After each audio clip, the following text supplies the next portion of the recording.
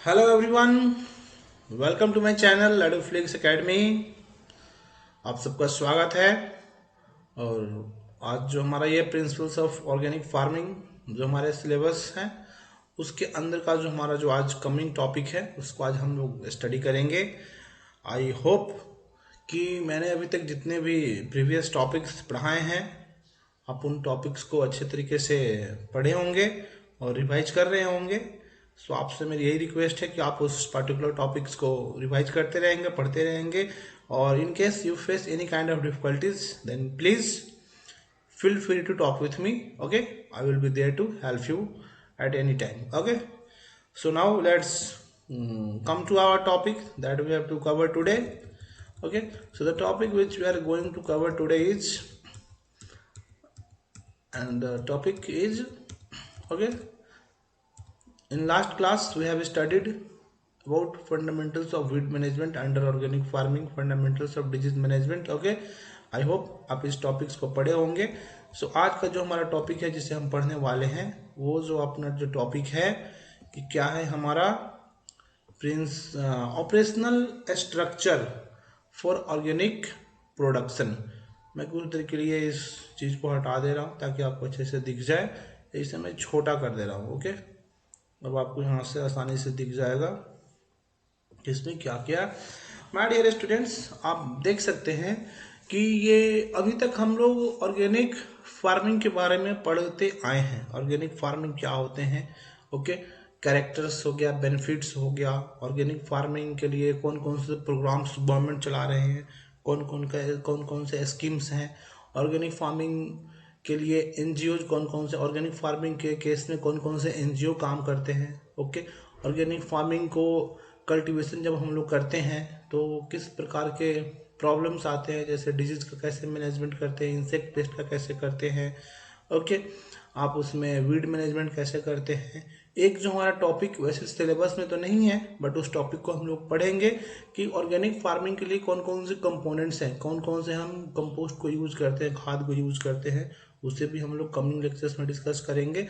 तो हमने अभी तक चलो ऑर्गेनिक फार्मिंग का कल्टीवेशन किया अपने फील्ड पे, बट अब आते हैं नेक्स्ट बात कि इंडियन गवर्नमेंट के द्वारा ऐसे कौन कौन से स्ट्रक्चर हैं, कहने का मतलब क्या क्या स्टेप्स हैं ऑर्गेनिक फार्मिंग को ऑपरेट करने के लिए ऑल ओवर इंडिया में। ऐसे कौन कौन से एजेंसीज हैं, कौन कौन से मिनिस्ट्री हैं, हम एक तरह से कह सकते हैं कौन कौन से ऐसे कमिटी हैं जो they participate for the overall operation of organic farming in India as well as in world. Okay, तो आप देख सकते हैं इस पर्टिकुलर एक तरह से फ्लो चार्ट ही इसे हम बोलेंगे। इस फ्लो चार्ट में आप देख सकते हैं कि सबसे हेड कौन है, government of India. And obviously बिना गवर्नमेंट ऑफ इंडिया का तो कुछ पॉसिबल ही नहीं है।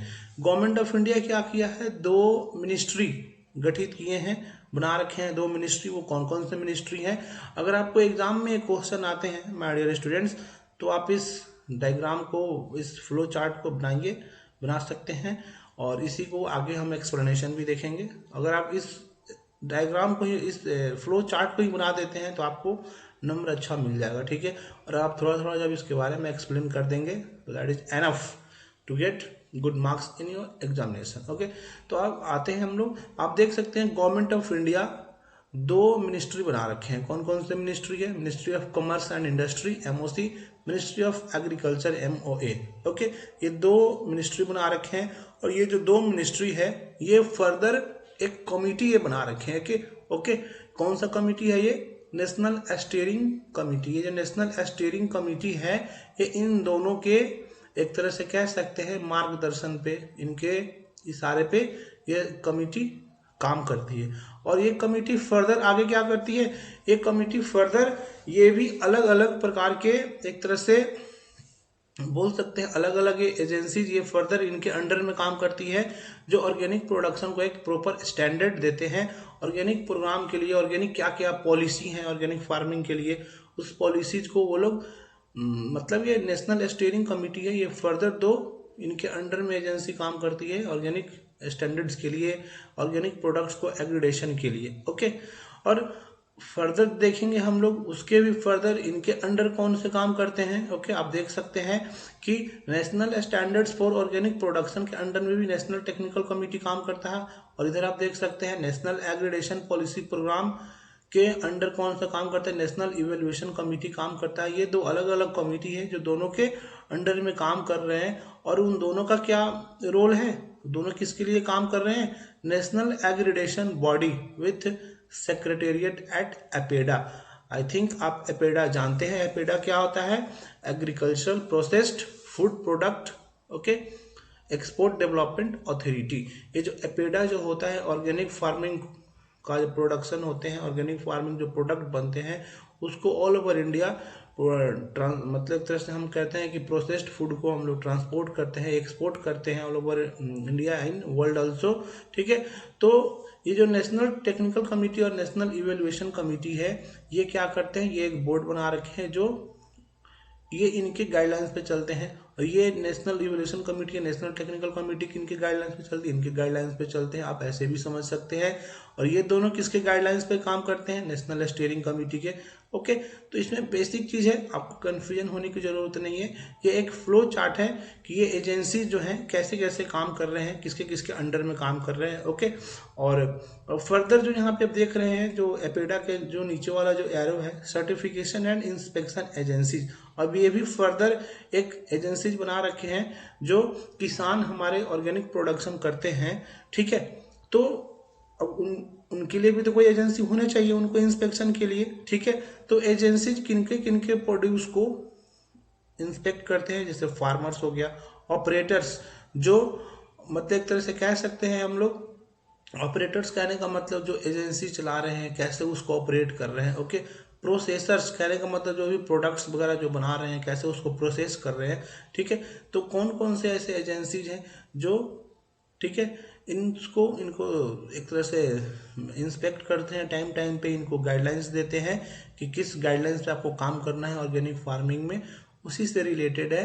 तो ये फ्लो चार्ट बहुत ही आसान है, आप समझ सकते हैं।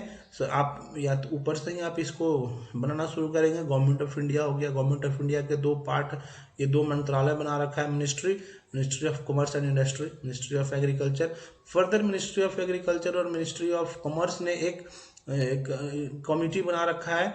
ओके, एक बोर्ड भी बोल सकते हैं इस, ठीक है, जो ऑर्गेनिक प्रोडक्शन के लिए काम करते हैं। ओके, ये फर्दर दो अलग अलग तैयार कर रखे हैं, स्टैंडर्ड्स और एक एग्रीडेशन प्रोग्राम, जो टाइम टाइम पे ये लोग पॉलिसी बनाते हैं। ठीक है, टाइम टाइम पे स्टैंडर्ड तैयार करते हैं ऑर्गेनिक प्रोडक्शन के लिए। ठीक है, तो वही चीज इसमें दे रखा है। Further national standards organic production का एक अलग कमिटी है, नेशनल टेक्निकल कमिटी। ये लोग भी टाइम टाइम पे इस कमिटी के ये लोग अपना अमेंड करते हैं रूल्स एंड रेगुलेशंस इनके अकॉर्डिंग। ओके, तो यही चीज है। अब इसी को हम लोग आगे फर्दर देखते हैं क्या लिखा हुआ है। Okay, so my dear students, as you can see here, अब फर्दर हम उसका एक्सप्लेनेशन पढ़ेंगे यहाँ पे। To provide a focused and well directed development of organic agriculture and quality products, Ministry of Commerce and Industry, Government of India launched a national program on organic production in the year 2000, which was formally notified in October 2001 under the Foreign Trade and Development Act FTDR। इस चीज को याद रखेंगे, बहुत important है, exams में question ये पूछ लिए जाते हैं। एनपीओपी का फुल फॉर्म क्या होता है, कब ये एस्टेब्लिश हुआ था 2000 में, इसको भी आप पढ़ेंगे। ठीक है, याद रखेंगे। तो अच्छे तरीके से काम करने के लिए ऑर्गेनिक एग्रीकल्चर में और क्वालिटी प्रोडक्ट्स बनाने के लिए ministry of commerce and industry, government of India ने एक प्रोग्राम लॉन्च किया था, जिसको आप जानते भी हैं, एनपीओपी। ठीक, आगे देखते हैं क्या लिखा हुआ है। The standards and procedures have been formulated in harmony with international standards such as those of Codex and IFOAM। IFOAM आप जानते हैं क्या होता है, international federation of organic agriculture movements. Okay, जो एस्टेब्लिश कब हुआ है, 1972, और इसका हेडक्वार्टर कहाँ पे है, बॉन, जर्मनी में है। ये जो स्टैंडर्ड्स और जो प्रोसीड्योर्स है, ये इस तरीके से बनाए गए हैं कि इंटरनेशनल स्टैंडर्ड को भी ध्यान रखते हुए बनाए गए हुए हैं, ताकि साथ साथ दोनों के बीच में एक हार्मोनी, मतलब दोनों के बीच में एक हेल्दी इन्वायरमेंट क्रिएट हो। ठीक है, और NPOP is implemented under AgMark by Ministry of Agriculture for the domestic market. हमें अपने डोमेस्टिक मार्केट में अगर कोई चीज को सेल करना है, प्रोड्यूस करना है लेवल तैयार करके, तो वो एक पर्टिकुलर एग मार्क उनको एक एग मार्क उनको मिलते हैं, एक लोगो मिलता है, जिससे क्या होता है हमारा क्वालिटी, हमारा प्रोडक्ट जो होता है एक क्वालिटी के अंदर में काम रहता है, एक स्टैंडर्ड पे रहता है। ठीक है, तो NPOP is implemented under Agmark. ठीक है, ये जो national programme for organic production जो है, ये एक एग मार्क के अंडर में काम करता है। ठीक है, हम जो भी हम ऑर्गेनिक प्रोडक्शन करते हैं उसको हम लोग क्या एग मार्क, एक मार्का लगाते हैं, एक तरह से कह सकते हैं, एक लेवल हमें मिलता है। ठीक है, जिससे कि हमारा डोमेस्टिक मार्केट में उसे बेचने में, प्रोड्यूस करने में, एक्सपोर्ट करने में हमें आसानी होते हैं। ओके, आगे देखते हैं हम लोग आगे क्या है।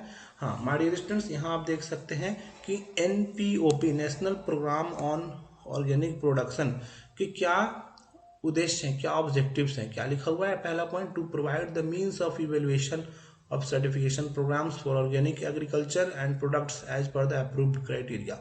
मतलब इवेल्युएशन, एनपीओपी का काम क्या है, evaluation of certification programmes for organic, मतलब सर्टिफिकेशन प्रोग्राम्स कि कैसे इवेल्युएट होगा ऑर्गेनिक एग्रीकल्चर और प्रोडक्ट का, उसका एक क्राइटेरिया बताना। ओके, एक प्रॉपर क्राइटेरिया पे काम करना, एक उसका इवेल्युएशन का टेक्निक बताना कि कैसे हमारा प्रोग्राम सर्टिफाइड होगा, कैसे हमारा ऑर्गेनिक प्रोडक्ट सर्टिफाइड होगा। Okay, to accredit certification programme, certification programme को क्या एक्रेडिट करना। To facilitate certification of organic products in conformity to the national standards for organic products. To facilitate certification of organic product, ये NPOP क्या करता है, organic products को एक certification provide कराता है। ठीक है, जो कंफर्म करता है नेशनल स्टैंडर्ड, और जो नेशनल स्टैंडर्ड है हमारे ऑर्गेनिक प्रोडक्ट्स के, उसके दायरे को ये क्या करता है, फैसिलिटेट करता है, और हमें सर्टिफिकेट मतलब प्रोवाइड कराते हैं गवर्नमेंट के एजेंसीज के माध्यम से। ओके, आगे क्या लिखा हुआ है, to encourage the development of organic farming and organic processing, क्या लिखा हुआ है यहाँ पे। और एनपीओपी का काम क्या होता है, ऑर्गेनिक फार्मिंग और ऑर्गेनिक प्रोसेसिंग, जो ऑर्गेनिक प्रोसेस्ड फूड होते हैं उसको बढ़ावा देने के लिए भी ये काम करते हैं। मतलब किसानों को एक तरह से ये कैसे उनका ऑर्गेनिक फार्मिंग में और अच्छा हो, कैसे वो ऑर्गेनिक प्रोडक्ट्स बनाएं, उसको प्रमोट करते हैं ये लोग, आगे सपोर्ट करते हैं। ओके, आगे हम लोग देखते हैं माय डियर स्टूडेंट्स, आगे क्या इसमें पॉइंट है। अब यहाँ पे हम लोग आते हैं, जो कुछ हमारा पॉइंट्स उस फ्लो चार्ट में था वही उसी का यहाँ पे एक्सप्लेनेशन है। The programme will be developed and implemented by the government of India through its ministry of commerce and industry as a apex body. जो आप यहाँ पे आप देख रहे हैं, ये जो स्ट्रक्चर आपने देखा, यही स्ट्रक्चर यहाँ पे कह रहा है कि जो ये जो प्रोग्राम है एक तरह से, इसका हेड कौन है, government of India. Government of India दो मिनिस्ट्री बना रखा है, उसी से रिलेटेड है यहाँ पे, वही लिख रहा है कि ये जो प्रोग्राम होगा किनके द्वारा डेवलप और इम्प्लीमेंट किया जाएगा, गवर्नमेंट ऑफ इंडिया थ्रू किसके द्वारा, ministry of commerce. Government of India तो इसको डेवलप कर रहा है, इम्प्लीमेंट कर रहा है, किनके द्वारा, किनके हेल्प से, ministry of commerce and industry.